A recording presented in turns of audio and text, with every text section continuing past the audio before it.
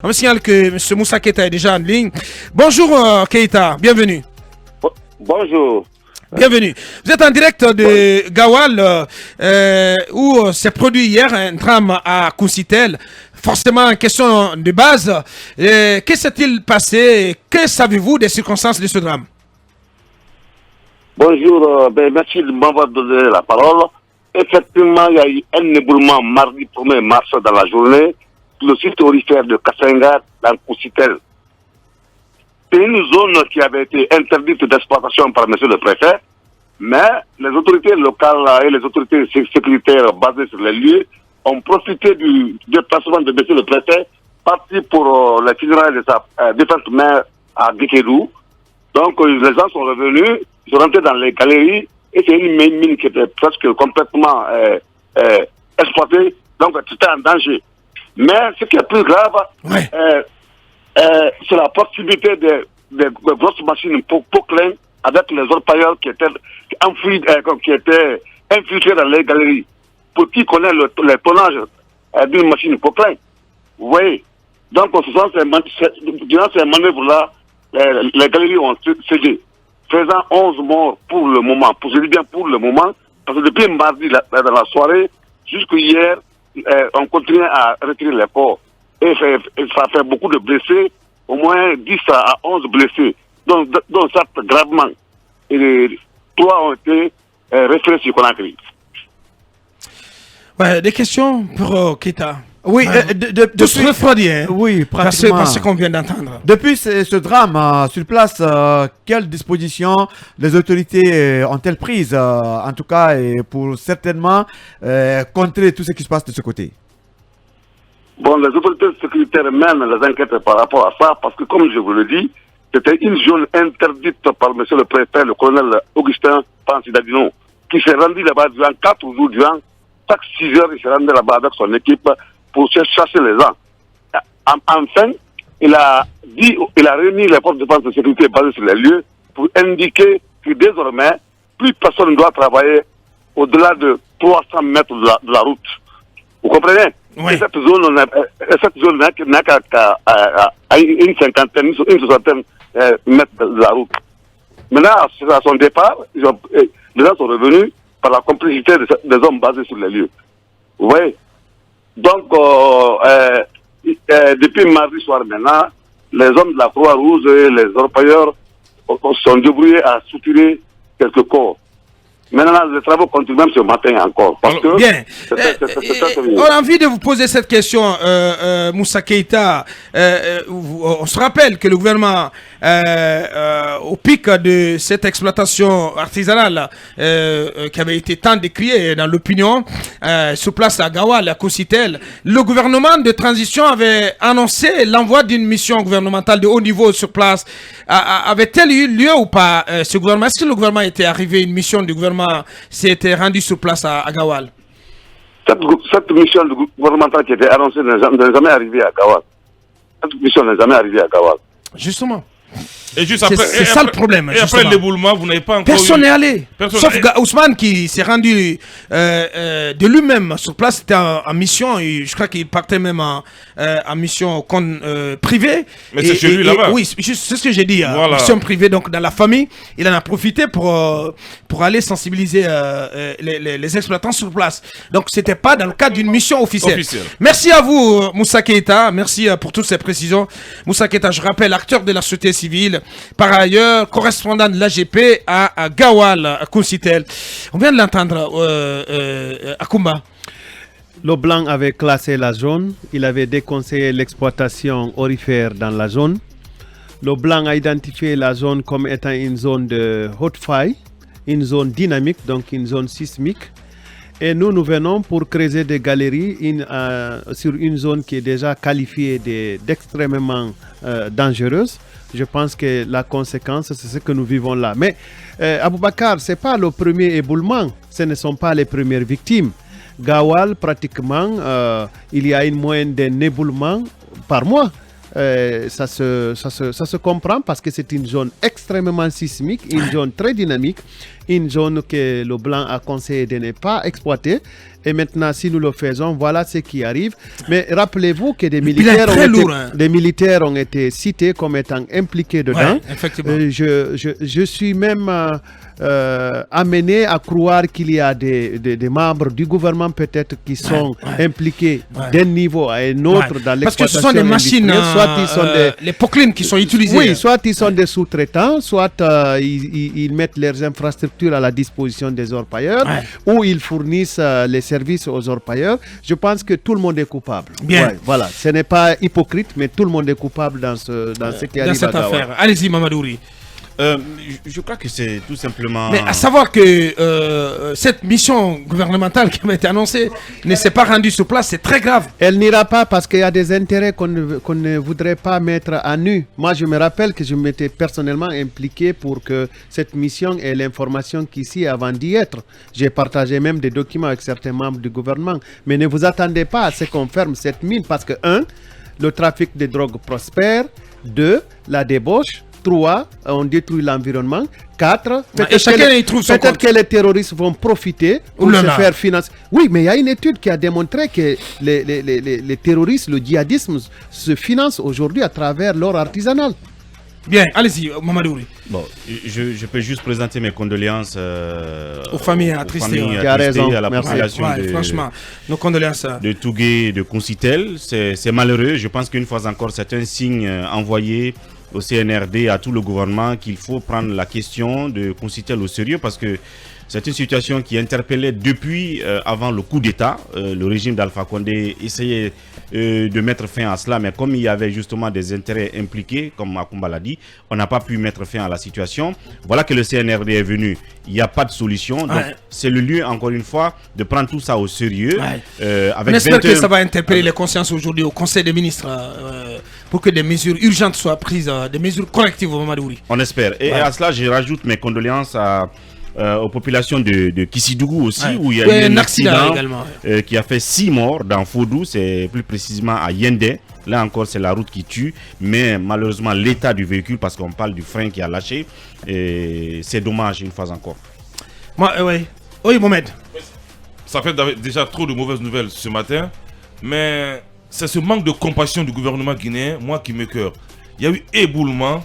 On parle d'une dizaine de morts, aucune communication officielle. Bien. Jusqu'à date, on va essayer de prendre un peu de temps du temps de nos annonceurs. Nous avons en direct le porte-parole du gouvernement. Bonjour, monsieur Ousmane Gawal Diallo. Bonjour. Bienvenue sur notre antenne. Alors, on s'intéresse ce matin à cet éboulement qui a endeuillé plusieurs familles. Aucun bilan officiel après 48 heures. Qu'avez-vous appris des circonstances de ce drame et comment la question elle est reçue, comment plutôt cette mauvaise nouvelle est reçue au sein du gouvernement? D'abord, vous ne pouvez pas dire qu'il n'y a pas de bilan officiel. Il y a un bilan officiel, sauf qu'il est évolutif et il n'est pas définitif. Parce que à ce jour, on n'a pas fini de remonter tous les corps, mais jusqu'à ce matin, nous étions à 18 corps retrouvés et une dizaine de blessés, selon la cellule de crise qui s'est installée là-bas et dont le préfet de Gawal, le colonel Augustin, est en train de coordonner les activités. Donc le gouvernement est parfaitement au courant de l'évolution de la situation et des dispositions sont prises aujourd'hui par les forces de défense et sécurité dans les localités là aussi pour accélérer la recherche des personnes éventuelles qui seraient dans le trou. Donc voilà, donc, le bilan est connu, le drame est effroyable. Parce que c'est ça l'essentiel. Ce que nous allons faire, monsieur le ministre, vous allez rester en repérage avec votre permission, bien entendu. On va revenir, parce que la radio, c'est aussi nos obligations commerciales. On va revenir pour continuer à évoquer ce drame qui s'est produit il y a 48 heures à Gawal. On revient dans quelques minutes. Bien, donc on continue d'évoquer ce drame qui s'est produit il y a 48 heures à Concitel. Finalement, le bilan rehaussé à 18 morts pour l'instant. Oui, l'horreur encore se fait plus poignante puisque pendant que le correspondant de l'AGP nous parlait de 11 morts, le ministre lui parle plutôt de 18 morts. Encore on n'a pas fini d'extraire les corps. Les recherches continuent. De la galerie qui s'est effondrée. Ça peut laisser penser que le bilan pourrait davantage s'alourdir et dire que justement ce gouvernement avait quand même le mérite d'avoir pris la question Gawal à bras le corps. En témoigne le compte rendu du Conseil des ministres qui en a parlé il y a au moins 2 mois, et qui avait annoncé toute une délégation gouvernementale d'une dizaine de ministres qui avait été annoncée. Qui n'est pas allé finalement. Qui n'est pas allé. Qui n'est pas allé. Après l'annonce d'une dizaine de ministres, nous avons appris que cette délégation se réduirait à quelques 5 ministres et finalement plus de mission. Alors, qu'est-ce qui a empêché cette mission d'aller sur le terrain? Est-ce que parce que certains auraient des intérêts à ce que le statu quo soit maintenu, que cette exploitation artisanale anarchique à fort danger, comme on vient de le voir, que cela se poursuive ainsi pour qu'il continue. Mais Akumba a tout dit. Il parle de business à grande échelle, d'un business qui ferait les affaires même de certaines autorités qui seraient impliquées dans ce business. C'est quand même dommage, Mohamed Kaba. Oui, mais c'est ce que tantôt je disais que c'est un manque de compassion. Aux grandes dames des vies de nos compatriotes, la vie de nos compatriotes. Le ministre de l'administration du territoire, le ministre des Mines, le ministre de l'Environnement. Mais je me demande si ils sont en Guinée. Parce qu'on ne peut pas parler d'éboulement et qu'il n'y a aucune mission officielle sur place. On préfère vraiment s'accaparer des rapports expéditifs du préfet ou du sous-préfet et personne n'est en place. Et pire encore, c'est très grave, aucune communication officielle. Ce qui s'est produit, mais 18 morts. Mais ça ne les regarde pas. Ça les regarde pas. Mais vous imaginez le bilan, et encore que c'est un bilan provisoire. C'est un bilan provisoire. Ce qui me choque, je suis choqué, moi-même. Mais ils ne sont pas encore sur le 18 morts. Le ministre Gawal nous parle ce matin tranquillement, soit il est dans son bureau doré sous le climatiseur ou dans la voiture en train de manger du croissant. Ça veut dire qu'ils ne sont pas encore proches du peuple. C'est ce qui me choque. Quand même. Les citoyens sont en train de périr dans des éboulements. Quand même. Mais on est là à Conakry, on dit non, le bilan évolutif, il est de 18 morts. Raison pour laquelle il n'est plus revenu pour continuer l'émission avec nous. Moi, je pense que le Premier ministre Mohamed Bervougui doit prendre son bâton de pèlerin, qui l'interpelle. Oui, mais le Premier ministre le même. Oui, mais il est effacé. Il est effacé. Où il est? Le Premier ministre dessin animé. Ouais, Premier ministre animé. On devait même décréter. Oui, c'est méchant. Non, c'est quand on peut prendre la télécommande, il l'appuie et puis tu vois Mangas. Oui.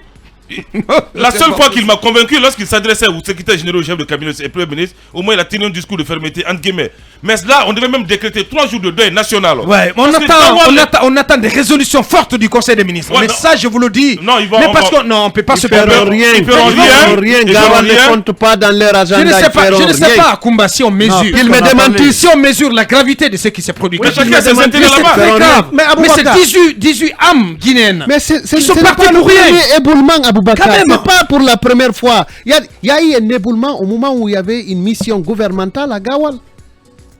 Il y a eu 3 ou 4 morts. Nous étions là avec une mission gouvernementale. Mais ça n'a pas fait arrêter les travaux. Et après, c'est le garde-corps du ministre de l'Environnement qu'on arrête là-bas. Mais je pose une question peut-être bête, stupide. Peut-on ou pas fermer arrêter cette exploitation? C'est très facile de fermer. C'est très facile de fermer. Mais qu'ils comprennent quand même une décision au plus haut sommet de l'État. Mais ils sont pas proches du peuple. Mais quand même, il faut fermer. Mais c'est ce qu'ils sont pas proches du peuple. Mais si c'est fait pour entretenir, il a dit le trafic de drogue, le proxénétisme. Et cette pratique sauvage, cette exploitation sauvage qui coûte la vie à beaucoup de nos... en plus, ce sont beaucoup de jeunes. Des jeunes, notamment issus de la Haute-Guinée, qui sont habitués à ce... Oui, c'est quand même très grave. Mohamed, passe-moi vraiment une seconde de ton temps. Il y a une source qui est concernée, une source technique qui dit que on le sait, le ministère des Mines avait dépêché alors à ce temps-là une équipe pour procéder aux recherches. Donc la source me dit les prélèvements avaient été faits et les échantillons devraient être envoyés à Bamako. Mais je ne sais pas si les nouvelles autorités ont poursuivi la démarche. Seules les études allaient nous dire la nature du sol et les conditions d'exploitation, voire même si c'est possible d'y mener une exploitation artisanale. C'est une source technique. Ben voilà. Allez-y, cabinet. Je pense que on a tout à l'heure écouté le porte-parole du gouvernement qui semblait relativiser en fait ce qu'on disait, parce qu'il pense. Il dit qu'il ne faut pas dire qu'il n'y a pas de bilan officiel. Sauf qu'on n'a vu aucune communication officielle. Que celui-ci est évolutif. Tu en as vu ou pas un communiqué du gouvernement? Non, mais du tout. Je pense que avant même que cela n'arrive, je ne vois pas pourquoi on s'est refusé de fermer cette mine-là. Parce que si, c'est pas la première fois que des gens Mais meurent. il y a des intérêts en jeu, cabinet. Ah ben j'apprends, ouais. Des ministres ont des intérêts en jeu à consulter la Gawal. Les ministres ont des proclams. Les ministres ont été arrêtés là-bas, expédiés à Conakry. Les ministres ont des machines, les ministres ont des habitations là-bas. C'est très grave. Mais on pense pas à la République, cabinet. Bien. Et justement, c'est ce qui complique la chose. S'il y a une collision d'intérêts entre ceux qui doivent prendre les décisions et les intérêts, comment j'allais dire, sur place, il y a bien à se poser la question de savoir quelle va être l'action de mitigation à mettre en place. Je crois qu'il y a nécessité aujourd'hui qu'on ferme cette mine-là, ou dans un premier temps que le gouvernement mette en place une cellule de crise pour identifier les raisons et Mohamed Alpha situer les Baldé, responsabilités. qui connaît bien la zone aussi, qui est spécial des questions d'environnement, notre confrère de la RTG et aussi collaborateur à film, qui nous dit impossible de fermer ces mines. Aujourd'hui, celui qui vous dit le contraire ne maîtrise pas la situation sur le terrain. Il faut réglementer et organiser l'activité. Ce sont des milliers de personnes qui sont dans la zone. Les responsables locaux sont complètement débordés. Ouais. Point de son point de c'est vue. ça. Allez-y. C'est ça. Aujourd'hui, Gawal, Consitel notamment, est devenu la symbiose de la Guinée et tout le monde y est présent. Mais je ne comprends pas une partie de la communication du ministre Gawal qui nous dit qu'il n'y a pas manque de communication. On n'a vu qu'une déclaration du gouvernement ni de communiqué. N'eût été la présence de la presse, beaucoup d'informations de réalité dans ce pays seraient complètement disséminées. Complètement. On a tout aujourd'hui parce que les médias travaillent nuit et jour. Tout ce qui est caché, on essaye de ressortir pour les populations. Une fois de plus encore, ce pays, il y a très longtemps, les autorités n'accordent pas l'importance à l'âme humaine. Mais avant la vie du Guinée, avant, la vie du Guinée banalisée complètement. Mais avant Consitel. Mais aucun changement alors. Allez un peu du côté de Maniana de aucun Sigiri. changement. Peut-être que ça vient donner, ça vient renforcer les dires du politologue Aliou Bari sur l'opportunité du coup d'État. Parce que si rien ne change sur le terrain, parce que notamment la preuve est là sur Gawal. Et rien n'a changé du tout. Oui, il y avait beaucoup d'engagement, beaucoup de théories, mais la pratique... Je n'ai jamais été ceux qui ont encensé la junte. J'ai été clair que la junte ne rassure pas. Une fois de plus, la vie du Guinée... En tout cas, sur ce coup-ci... Oui, mais sur beaucoup de plans, la junte ne rassure plus. Voilà, on reste... Il y a un désamour total, mon cher Faisal. Non, on ne parle pas de cela, Mohamed. Non, c'est une parenthèse. Il y aura à partir d'aujourd'hui, de cette journée, un réveil, puisque FIM a communiqué. Vous allez voir qu'une batterie de mesures, en tout cas, pourrait être prises de ce côté. Pour une délégation à Consitel, envoyer du vivre, n'importe quoi, médecin après la mort, on n'a pas besoin. C'est vraiment triste. Oui, Talibé. Aboubakar, en une minute, c'est une junte militaire que nous avons au pouvoir et on le sait. Sous Alpha Condé, quand l'exploitation a commencé, c'est d'abord les forces de défense et de sécurité qui étaient incriminées, accusées d'entretenir cette exploitation artisanale alors interdite. Et aujourd'hui, on a des raisons de penser qu'à la fois au sein du gouvernement, mais aussi au sein de la haute hiérarchie militaire, il se pourrait qu'il y ait des gens qui entretiennent justement cette exploitation artisanale. Voici ce qu'on pouvait dire. Aujourd'hui, le pire s'est produit. Et c'est non, le pire, on ne le sait pas. Le pire ne s'est pas produit. Oui, mais déjà, si on y prend garde, à une vingtaine de morts, si on y prend garde, c'est une hécatombe. Le pire, mais Aboubakar, ce coup de Grisou, c'est une hécatombe. 18 morts déjà. Et on sait quel est le bilan définitif qu'on va nous présenter par la suite. Et c'est extraordinaire. Ma mère a dit quelque chose d'intéressant. Ce éboulement a eu lieu le 1er. Le porte-parole du gouvernement sommes le 3. Nous parle de son bureau. Et on attend les rapports des préfets et gouverneurs qui eux-mêmes sont complices de cette exploitation artisanale. Qu'est-ce que ça leur coûte de prendre un hélico et d'atterrir à Gawal pour s'imprégner de la situation? Mais ils l'ont pas fait. Sortez de votre confort bureaucratique. Monsieur le Premier ministre, on n'a pas besoin de ministres qui s'engraissent dans des bureaux feutrés à ne rien faire. Allez sur le terrain. Monsieur le ministre des Mines, allez sur le terrain. Sinon, démissionnez. Monsieur le ministre de l'administration du territoire. Démissionnez. Il faut préciser. Monsieur le ministre de l'administration du territoire aussi. Monsieur le ministre de l'administration du territoire. Bien sûr. Mais je vous assure. Mais je critique. J'avais dit ici que je suis déçu, moi. Aboubakar. Je suis déçu. J'avais dit que c'est gouverneur. Mais ça fonctionne pas comme ça, un gouvernement. Aboubakar. Le gouvernement ne fonctionne pas comme ça, cher monsieur. J'avais dit ici. Mais réveillez-vous, monsieur. C'est pas possible. J'avais dit ici que des gouverneurs, des préfets, sous-préfets militaires. Non, mais quand même. On n'en a que faire. On peut pas mettre un gouvernement. Que faire? Non, mais c'est-à-dire qu'on peut pas continuer à mettre les gouvernements et que rien ne change. Mais on banalise la vie du Guinée, mais les gens meurent comme des pigeons dans notre pays. Aujourd'hui, il y a une opinion. C'est pas possible. Vous ne pouvez pas vous permettre, cher monsieur. Il y a une opinion qui regrette. Il y a une opinion qui regrette Alpha Condé. Aboubakar. Évidemment. On donne raison à Alpha Condé aujourd'hui. Il est où Bori Condé? Vous avez vu la vitesse avec laquelle les autorités sont allées dégommer Ahmed Kanté au niveau de la société dont il est d'ailleurs géniteur. S'il s'agissait d'aller dégommer un Ahmed Kanté ou dégommer quelqu'un d'autre, ça aurait été très rapide. Mais là, puisqu'il s'agit de sauver des vies humaines, je vais vous raconter une petite histoire. On a vu le ministre des Mines ça va faire rire. Dans les sociétés minières. Oui. Mais il n'a pas été à Gawal. Oui, ça va faire rire peut-être. Oui, parce que il y a un hélicoptère, comme il y a un dit. hélicoptère dans, je crois, quelques jours après la prise du pouvoir, il y a eu un hélicoptère qui a survolé la zone. Vous savez ce que les gens racontaient? Ils ont fui complètement les carrières. Ils se sont dit, c'est Doumbouya qui est dans l'avion, il est venu pour prendre des photos de ceux qui y travaillent pour pouvoir les punir après. Pendant un mois, la zone était pratiquement déserte. Simplement. La question, parce qu'on refuse d'arrêter cette exploitation sauvage. Abakar ou Mori Kondé? Mais c'est quand même une question importante. Notre grand ministre du territoire, il est où? Le ministre Mori, quand même, il a été à Fria, il a été à Boufa. Il a ignoré complètement Gawal. Le ministre des Mines, autant. C'est normal. Non. S'il te plaît, ne nous parlez pas de ce ministre des Mines, s'il vous plaît. Non, mais s'il vous plaît. Mais celui de l'environnement surtout. Allez, cette dame, elle n'existe pas. Que j'ai vu lire une déclaration à la télévision, mais j'ai pris ma tête. Mais elle n'existe pas. Lorsqu'une ministre de la République ne peut pas lire une déclaration, honnêtement, cette louée pour elle n'existe pas. Ah, mais elle doit tout simplement quitter. Il semble que c'est la seule qui n'a pas été. C'est une grosse déception, je vous assure. Allez, ce qu'on pouvait dire sur ce drame, on est très triste ce matin.